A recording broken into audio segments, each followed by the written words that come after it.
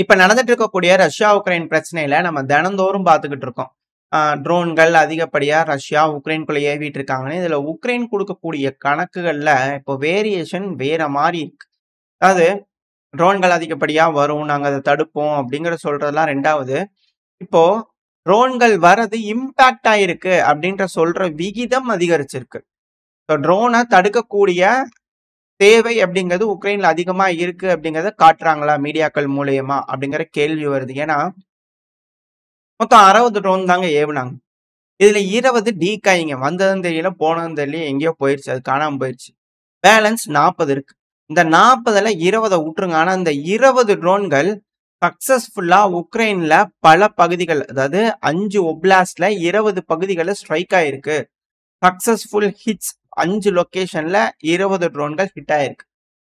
So இதோட success ratio இந்த சாகி ட்ரோன்களுக்கு increase ஆயிருக்கு. அதுக்கான காரணம் ஏஐ, அதுக்கப்புறம் எஃபிவி ட்ரோன் மாதிரி அதை பயன்படுத்துறதுனால இதுக்கான வீடியோ நம்ம பார்த்துருப்போம். ஸோ எந்த அளவுக்கு ட்ரோன் அட்வான்ஸ்மெண்ட் அடுத்த கட்ட வளர்ச்சியை நோக்கி ரஷ்யாவுக்கு போயிருக்கு, இப்போ அதை தடுக்கிறதுக்கு உக்ரைன் தரப்புலேருந்து எந்தெந்த வழிமுறைகளை எடுக்கிறாங்க, அதை சொல்றதுக்கு இந்த ரிவால்வர் கன்னர்ஸ்லாம் யூஸ் பண்றாங்க. 2வது ட்ரோனே லான்ச் பண்ணி அடிக்கிறதுக்கான சிஸ்டம்ஸ்லாம் உருவாக்குறாங்க அப்படிங்கிறதெல்லாம் பார்த்தோம். ஸோ எப்படி இதை தடுக்க போறாங்க, இல்லை என்ன இது கேம் சேஞ்சிங் வெப்பனா மாறிடுமா, என்ன ஆக போகுதுங்கிறது பார்த்தலாம். அடுத்தது மிக முக்கியமான ஒரு டேர்னிங் பாயிண்ட் அப்படின்னா இந்த உக்ரைனை பொறுத்த வரைக்கும் போலாண்டுக்கு உக்ரைனுக்கு இருக்கக்கூடிய அந்த ரிலேஷன். இது ரஷ்யாவை ஆத்திரமடைய வச்சு மேபி போலாண்ட் அட்டாக் பண்ண வச்சாலும் ஆச்சரியப்படுறதுக்குல. ஏன்னா அது போல ஒரு சூழ்நிலை உண்டாகும். இந்த போர் ஆரம்பிச்ச கட்டத்துல இருந்து நம்ம இது பாத்தீங்கன்னா சொல்லிட்டு இருக்கிறோம். இப்ப திரும்பவும் சொல்லக்கூடிய சூழ்நிலை வந்திருக்கு. தொடர்ந்து பாக்குறவங்க தயவு செஞ்சு கோச்சிக்காதீங்க. ஏன் அப்படின்னா, இந்த போலாண்டு உக்ரைனுக்குள்ள வந்தாங்க அப்படின்னா பெலரூஸும் உக்ரைன்ல போய் அடிப்பாங்க. அப்படி பண்ணும்போது மேற்கு நாடுகள் பெலரூஸை போய் அடிப்பாங்களா? அப்படி நடக்கும்போது இது ஒரு ஃபுல் ஸ்கேல் வாரா மாதிரி பெலரூஸை பாதுகாக்கிறதுக்காக மற்ற நாடுகள்லாம் வருவாங்களா? ரஷ்யாவுக்கு ஆதரவா இருக்கிற நாடுகள்லாம். இது போல கேள்விகள் நம்ம தொடர்ந்து வைக்கக்கூடிய விஷயங்கள் உண்டு. ஏன் போலாண்டு உக்ரைனுக்குள்ள வருவாங்க அப்படின்ற கேள்வி அப்படின்னா, போலின் ட்ராஜடி. இது வேர்ல்டு வார் 2 அப்போ அந்த பகுதி, இந்த லுட்டஸ்க், லிவிவ், அந்த அந்த பகுதி இருக்கு இல்லையா? ஸோ அந்த இதை நான் மார்க் பண்ணி காட்டுறேன். ஸோ அந்த ஏரியாவில் இருக்கக்கூடிய போலிஷ் இன மக்கள் இருப்பாங்க இல்லையா, போலாண்டை சேர்ந்தவங்க. ஸோ அவங்க எல்லாத்தையும் இனப்படுகொலை பண்ணியிருக்கிறாங்க. அந்த இடத்துல பண்ணா கொன்னு ஒரு இடத்துல போச்சு வைப்பாங்க இல்லையா? ஸோ அப்படி பண்ணக்கூடிய எத்தனிக் கிளென்சிங் பார்த்தீங்கன்னா நடந்திருக்கு. அதை எடுத்து வெரிஃபை பண்றதுக்கான வேலைகள்ல இறங்கியிருந்தாங்க. இப்ப அதை கன்ஃபார்ம் பண்ணி இந்த டெர்னோபோல் ரீஜன்ல இது நடக்குது, எக்ஸ்ஹியூமன்லாம் நடந்துகிட்டு இருக்கு அப்படிங்கிற விஷயங்களை நம்ம பார்த்துருப்போம். இப்போ அது எல்லாத்தையும் எடுத்து வெரிஃபை பண்ணதுக்கு அப்புறமா, ஆமா இந்த இடத்துல அது நடந்திருக்கு அப்படிங்கறத வெரிஃபை பண்ணி கன்ஃபார்ம் பண்ணதுக்கு அப்புறமா போலாண்டும் உக்ரைனும் இணைஞ்சு இப்ப அந்த பகுதியில அத வருத்தம் தெரிவிக்கும் நாளா பாத்தீங்கன்னா அத செஞ்சுட்டு இருக்காங்க. இப்படி செய்யும் போது சரி இது உங்களோட பகுதி தான் வச்சுக்கோங்க அப்படிங்கிறது போல உக்ரைன் போலாண்டுக்கு கொடுத்துட்டு பின்னெடுத்தாங்கன்னா போலாண்டோட படைகள் அதுக்குள்ள வருவாங்க. ரஷ்யாவை பொறுத்த வரைக்கும் அந்த லிவிவ், லுட்டஸ்க்ல இருந்து எல்லாமே அந்த டெர்னோபோல் இது எல்லாமே பாத்தீங்கன்னா உக்ரைனோட பகுதிகள். இப்ப அந்த பகுதிகளில் போலாண்டோட வீரர்கள் வராங்க அப்படின்னா பெலரூஸ் உள்ள வருவாங்க தானே அப்படின்ற கேள்விகள் தான் நம்ம ஸ்டார்டிங்ல இருந்து சொல்லிட்டு இருந்தோம். இப்போ அதுக்கான ஸ்டெப்ஸ் ஒன்னொன்னா நடந்துகிட்டு இருக்கு. இது எந்த மாதிரியான விளைவுகளை ஏற்படுத்த போகுது அப்படிங்கிறத வெயிட் பண்ணி பார்த்தலாம். அது மட்டும் இல்லாம இதுக்கு முன்னாடி ரஷ்ய அதிபரான விளாடிமிர் புட்டின் அவர்களும் அமெரிக்காவோட அதிபரான டொனால்டு ட்ரம்ப் அவர்களும் பேசிக்கிட்டாங்கன்னு சொல்லியிருந்தாங்க இல்லையா, ஜூலை 3. அப்ப நான் ரொம்ப அப்செட்டா இருக்கேன், ரொம்ப அப்செட்டா இருக்கேன் அப்படிங்கிறதெல்லாம் சொல்லியிருந்தாங்க இல்லையா. அது அந்த டைம்ல என்ன நடந்திருக்கு அப்படின்னா, புட்டின் அவர்கள் வார்னிங் கொடுத்துருக்காரு. ஆமாங்க, நாங்க புதுசா ஒரு அஃபென்சிவ் ஆபரேஷன் எடுக்க போறோம். டொனஸ்க் பகுதியெல்லாம் நாங்க மீட் எடுக்க வேண்டியது பேலன்ஸ் இருக்குது. டொனஸ்க், ஜாப்ரோசஸ் எல்லாம் நாங்க ஹெவியான ஒரு அஃபென்சிவ் ஆபரேஷன் பண்ணலான்ட்டு இருக்கிறோம் அப்படிங்கிறது போல ஒரு வார்னிங் கொடுத்துருந்துக்கிறாங்க. அடுத்த 60 நாளுக்குள்ள நாங்க ஒரு புதுசா ஒரு வேவ் ஆஃப் அட்டாக் பண்ண போறோம், எங்களோட பகுதிகளை நாங்க மீட் எடுக்கிறதுக்காக அப்படிங்கிறது போல புட்டின் அவர்கள் ட்ரம்ப் அவர்களுக்கு வார்னிங் கொடுத்தா. ஸோ இந்த ஒரு காரணத்தினாலதான் அவர் பயங்கர டிசப்பாயின்மெண்ட்ல இருக்கிறாரு. ஏகப்பட்ட அப்செட்ல இருந்து நாங்க ஆயுதங்கள் கொடுப்போம்னு மண்டேல பார்த்தீங்கன்னா பெருசா ஸ்டேட்மெண்ட் கொடுப்போம் அப்படிங்கிற சொல்லிட்டு இருந்தாங்க இல்லையா. இப்ப அதுக்கு அமெரிக்காவோட செனட்டர் லிண்ட்சே கிரஹாம் அவர்கள், இவரை நம்ம அடிக்கடி நம்ம சேனல்ல ஹைலைட் பண்ணுவோம். ரஷ்யாவுக்கு எதிரான மனப்பான்மை இருக்கக்கூடியதுல மிக முக்கியமான ஒரு நபர். உக்ரைனுக்கு போய் இது போல ரஷ்யன்ஸ் ஆர் டையிங் அப்படின்னு சொல்லும்போது the best investment America ever mat இது போல சொல்லி சர்ச்சையாச்சு அப்படிங்கலாம் பார்த்தோம் இல்லையா. அப்பேற்பட்ட ஒரு செனட் அவர்கள் தான் இவர். சவுத் கேரோலினாவோட ரிபப்ளிக்கனை சேர்ந்த ஒரு மெம்பர் தான் இவர். இப்ப இவர் வந்து பாத்தீங்கன்னா ரெக்கார்டு பிரேக்கிங் சப்ளை உக்ரைனுக்கு போகும். வெப்பன்ஸ் டெலிவரி அவங்க நாட்டை பாதுகாக்கிறதுக்கு ரெக்கார்டு பிரேக்கிங் அளவுல நாங்க ஆயுதங்கள் கொடுக்குறோமா இல்லையான்னு பாருங்க அப்படிங்கிறது போல இவர் தரப்பு ஸ்டேட்மெண்ட் வந்திருக்கு. அதுக்கு ஏற்ப நேட்டோவோட செக்யூரிட்டி செக்ரட்டரி ஜெனரல் மார்க் ரூத்தே அவர்கள் அமெரிக்காவுக்கு போயிருக்கிறாரு. ட்ரம்ப் அவர்களை பார்த்து பேசுறதுக்கு டியூஸ்டே மீட்டிங் நடக்க போகுது. ஸோ அந்த மீட்டிங்ல எந்த மாதிரியான முடிவுகள் எடுப்பாங்க, என்னென்ன ஆயுதங்கள் உக்ரைனுக்கு தருவாங்க, அந்த ஆயுதங்கள் இந்த Abraham tank, Patriot air defence system இதை விட பெரும் அளவில் இருக்குமா, தடுத்துருமா அப்படிங்கிறது போல வந்து பார்த்தீங்கன்னா ஒரு கேள்விகள் வருது. ஸோ என்ன நடக்க போகுது, என்ன மாதிரி முடிவுகள் எடுத்து என்ன அளவுக்கு ஆயுதங்கள், என்ன அட்வான்ஸ்டு ஆயுதங்கள் பேலன்ஸ் இருக்குதுன்னு இப்போ உக்ரைனுக்கு புதுசாக கொடுக்க போறத ரெக்கார்ட் லெவலில் கொடுக்க போறாங்க அப்படிங்கிறத வெயிட் பண்ணி பார்த்தலாம். F-16 கொடுத்துட்டாங்க, இப்போ அதுவே பறந்துகிட்டு இருக்கு.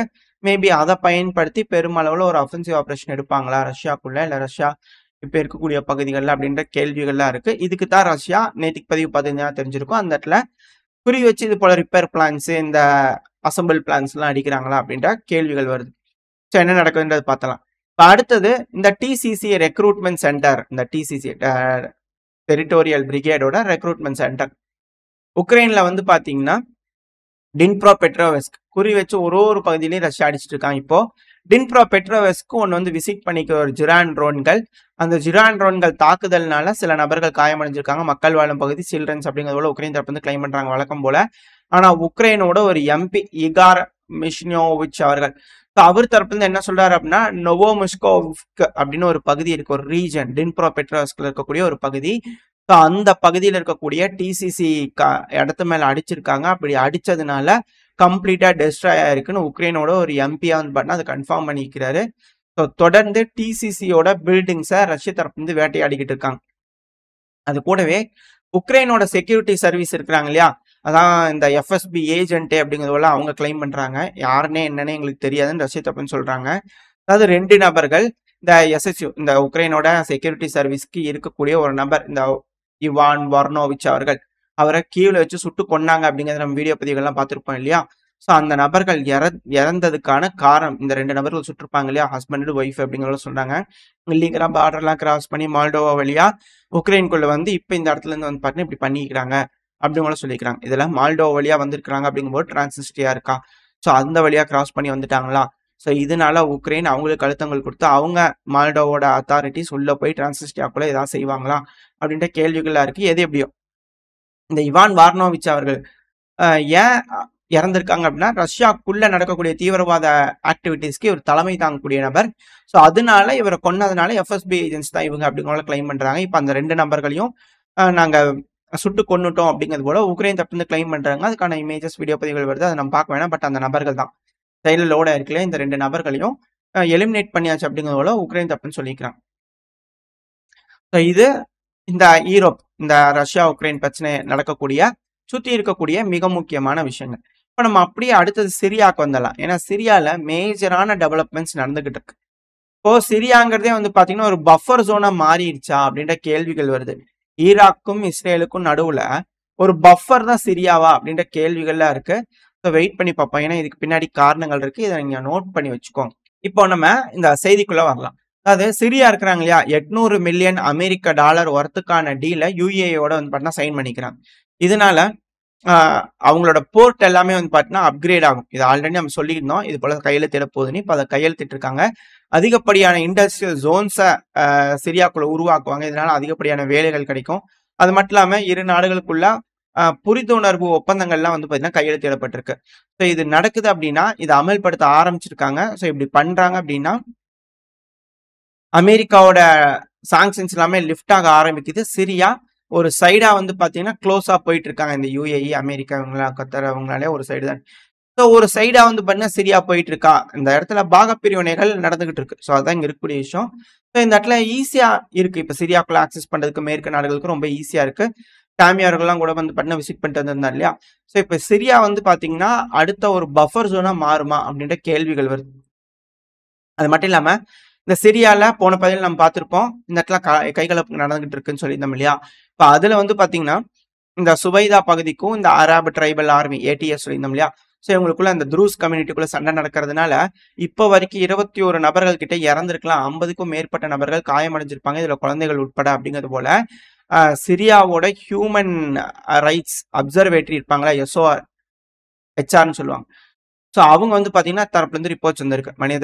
மனிதாபிமான அடிப்படையில் உதவிகள் செய்யறதுக்காக ஹியூமன் ரைட்ஸ் அசோசியேஷன்லாம் இருப்பாங்க இல்லையா?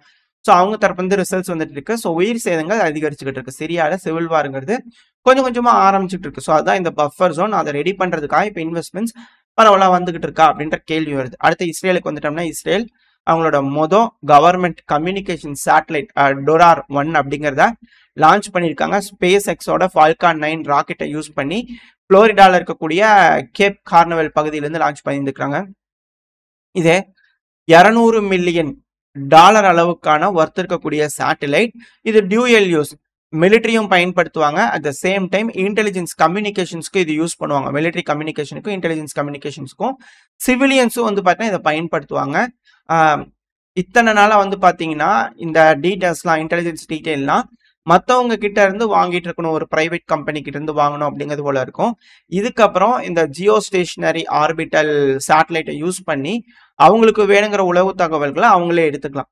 இன்னொருத்தவங்களை டிபெண்ட் பண்ணி வேணும் அப்படிங்கிற ஒரு நிலைமை இஸ்ரேலுக்கு இதுக்கு மேல கிடையாது. அவங்களுக்கு வேணுங்கிற டீட்டெயில்ஸை அவங்களே ஆப்ரேட் பண்ணி எடுத்துக்கலாம். இதுக்கப்புறம் இவங்க டீட்டெயில்ஸ் ஈரான்குள்ள, யமன் ஹவுதிஸ்குள்ள இருக்கக்கூடிய டீட்டெயில்ஸ்ல இவங்களோட சேட்டலைட்ஸை யூஸ் பண்ணி எடுப்பாங்களா அப்படின்ற கேள்விகள் வருது. ஸோ அமெரிக்கா கொஞ்சம் கொஞ்சமா டீகப்பிள் ஆகி முடிஞ்ச வரைக்கும் டேமேஜஸை ஏற்படுத்திட்டு எதிரிகளுக்கு கொஞ்சம் கொஞ்சமா வெளியேறாங்க. இப்போ அமெரிக்காவோட நட்பா இருக்கக்கூடிய நாடுகள் அவங்கவுங்களோட எதிரிகளை அவங்க என்கேஜ் பண்றதுக்கான சூழ்நிலை உருவாக ஆரம்பிக்கும் போது, அமெரிக்கா ஆயுதங்கள் மட்டும் சப்ளை பண்ணிட்டு இருந்தாங்கனாலே போதும், World War I, World War II அதை தொடர்ந்து திருப்பி ரிப்பீட் ஆயுதங்களை உருவாக்கணும், மேனுஃபேக்சர் அதை பண்ணி ப்ரொடியூஸ் பண்ணி கொடுத்துட்டே இருந்தாங்கன்னா இவங்க போய் அடிச்சுட்டே இருப்பாங்க. ஒரு கட்டத்துக்கு மேல இவங்களை பயன்படுத்தி எதிரிகளை நியூட்ரலைஸ் பண்ற மாதிரியான சூழ்நிலை கொண்டு வரும்போது இவங்க படைகள் அனுப்பி நாங்க தான் கொடியை நட்டுங்க அப்படிங்கிறது போல கொடி நட்டுவாங்களா, இல்லை என்ன ஆக போகுது ஏதாக போகுதுங்கிறதெல்லாம் வெயிட் பண்ணி பார்த்தலாம். இப்ப அடுத்த மேஜரான ஜியோ பாலிட்டிக்கல் மூவ் அப்படின்னு எடுத்துட்டோம்னா நம்ம சைட்ல வரலாம். ஏன்னா நம்மளோட டிஃபென்ஸ் கான்ட்ராக்ட் ரிலையன்ஸ் டிஃபென்ஸ் இருக்காங்க இல்லையா? ஸோ அவங்க வந்து அமெரிக்காவோட $2.3 பில்லியன் அளவுக்கான ஒரு ஒப்பந்தத்தை கையெழுத்திட்டு இருக்காங்க. இதனால அமெரிக்காவோட கோஸ்டல் மெக்கானிக்ஸ் அப்படின்ற ஒரு நிறுவனம் இருக்கு. இவங்க 2 பேரும் தான் அந்த அக்ரிமெண்ட்டை போட்டிருக்காங்க. நம்மளோட இந்தியன் ஏர்ஃபோர்ஸோட மெயின்டெனன்ஸ் இருக்கும் இல்லையா, அதுக்கு இதுக்கப்புறம் பொறுப்பு இவங்க தான். அப்போ ரஷ்யாவோட இல்லாம நம்ம மேற்கு நாடுகள், அது குறிப்பா அமெரிக்கா கிட்ட போறோமா அப்படின்ற கேள்வி வருது. இதுக்கான காரணமும் இருக்கு. ரஷ்யா ரொம்ப க்ளோஸா சீனாக்கு போறாங்க. ஸோ அப்படி போகும்போது இன்கேஸ் சீனா நம்ம மேல அக்ரஷன் காட்டுறாங்கன்னா அவங்க வைக்கிறதா சட்டமா இருக்கும். ஏன்னா இப்ப இக்கட்டான சூழ்நிலையில ரஷ்யா இருக்காங்க. நம்மளுக்கு ஆதரவான முடிவுகள் ரஷ்யானால எடுக்க முடியாது. ஸோ அதனால நம்ம இப்போ வந்து பார்த்தீங்கன்னா ஒரு சைடு நம்ம வேற ஒரு சைடு ஆல்டர்னேட்டா போறோமா அப்படின்ற கேள்விகள் வருது. ஸோ என்ன நடக்க போகுது, இதுக்கு பின்னாடி எல்லாம் என்னென்ன மாதிரியான விஷயங்கள் நடக்க இருக்குன்னு பார்ப்போம். இதுல என்னன்னா MiG-29 ரக விமானம் இருக்கு இல்லையா, அதுக்கு மெயின்டெனன்ஸ்க்கான கவரும் அவங்க தான் பார்க்க போறாங்க. அவங்க தரப்பு வந்து மெயின்டெனன்ஸ் பண்ணுவாங்க அப்படிங்கிற மாற்றுக்கிறதுல. அமெரிக்கா வந்து மெயின்டெனன்ஸ் பண்ணாலே ரிட்டர்ன் போகும்போது எல்லாத்தையும் கட் பண்ணி டேமேஜ் பண்ணி விட்டு போயிடுவாங்க. அதையும் நம்ம கொஞ்சம் ஞாபகத்தில் வச்சுக்கிறோம். ஸோ என்ன நடக்க போகுது அப்படிங்கிறது பார்த்துடலாம். அடுத்தது லண்டன்ல வந்து பார்த்தீங்கன்னா ஒரு சின்ன ஜெட் தான், private jet, business class jet. So அது வந்து பார்த்தீங்கன்னா டேக் ஆஃப் ஆனோடனே ஒரு இடத்துல டேமேஜ் ஆகி கிராஷ் லேண்ட் ஆகி வெடிச்சிருந்துருக்கு பக்கத்துலேயே. சவுத் அண்ட் ஏர்போர்ட், லண்டன்ல இருக்கக்கூடிய ஏர்போர்ட்ல வந்து பார்த்தீங்கன்னா இந்த விபத்து நடந்திருக்கு. அடுத்தது யூரோப்ல வந்து பார்த்தீங்கன்னா மிக பெரும் அளவில் ஒரு அன்ரெஸ்ட் வந்து பார்த்தீங்கன்னா ஸ்பெயின்ல நடந்துகிட்டு இருக்கு.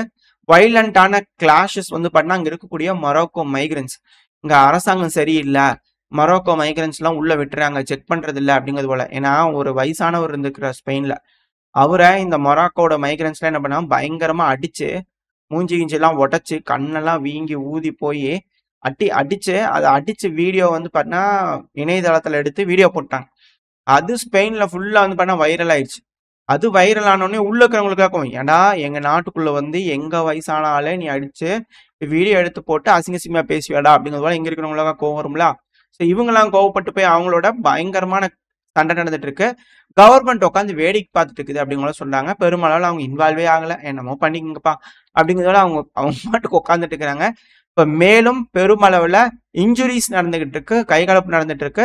இது ஆர்ம்டு வயலன்ஸா மாறிடுமா அப்படின்ற அச்சங்கள் ஸ்பெயின்குள்ள இருக்கிறதா சொல்லப்பட்டு வருது. ஸோ ஓரளவுக்கான தகவல்கள் இந்த பதிவில் நம்ம பார்த்துருப்போம். இதோட இந்த பதிவை நான் முடிச்சுக்கலாம். இந்த பதிவு எப்படின்னு உங்களுக்கு பிடிச்சிருக்கா? பிடிச்சுனா லைக் பண்ணிட்டு உங்க ஃப்ரெண்ட்ஸ் நம்மளோட ஷேர் பண்ணிக்கோங்க. அது கூட மறக்காம இந்த பதிவை பற்றி உங்களோட கருத்துக்களை கமெண்ட் செக்ஷன்ல சொல்லுங்க. இந்த பதிவு நல்லா இருக்கும் நம்பிக்கை அடுத்த பதிவில் சந்திக்கிற வரைக்கும் ஸ்டே சேஃப். பை.